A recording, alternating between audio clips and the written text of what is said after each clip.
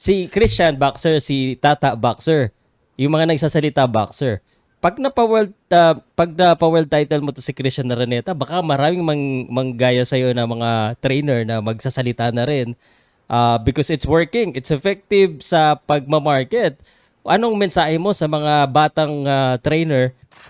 Hindi. At the end of the day, professional prize fighting is, part of it's entertainment. Yeah. We're in the entertainment business, and yun yung tinuro sa atin ni Freddie Roach, yun yung tinuro sa atin ni Sean Gibbons, 'di ba? Okay. He's very good at that. Yes. I mean, 'di ba? Casimero naman, naging boxer ng Omega yan eh. 'Di ba? He was quiet, pero nung nahawakan ni Sean Gibbons, look what happened. Pao, alam mo naman kasi yung template ng boxing talaga is Sir Manny Pacquiao eh. Kaya makikita mo talaga siya yung gusto ng mga boxer, maging humble, maging ganyan. Tapos, di ba, mabas si Jerwin Angkahas. Yung ugali, parang same rin kay Senator. Di ba? Humble rin, down to earth rin, laid back lang, di ba?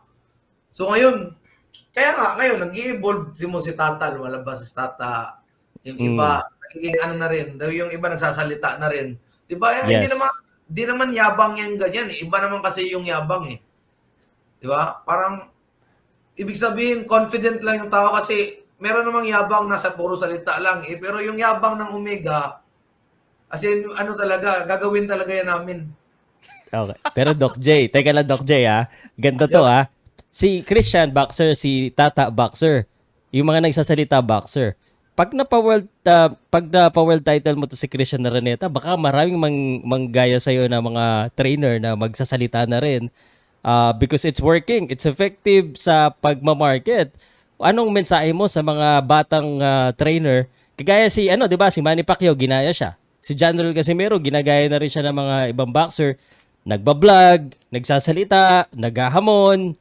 Ngayon, may mga batang trainers or mga trainers na nagsisimula. What's your message to them na kasing angas mo?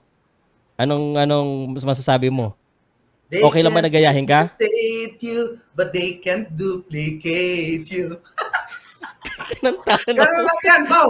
Hindi mo kagaya na nga, Pao. Sinasabi ko sa'yo, hindi mo kagaya nga yan. Mga ba siguro, magagaya yung style konti, pero hindi kaya. Bakit ba hindi nagagaya si Doc J? Ano? Ba't hindi kaya gayahin si Doc J? Iba naman tayo yung personalidad eh. Hirap naman yan maggaya-gaya, impersonator. Teka, may tanong pala ako sa'yo, Elas. At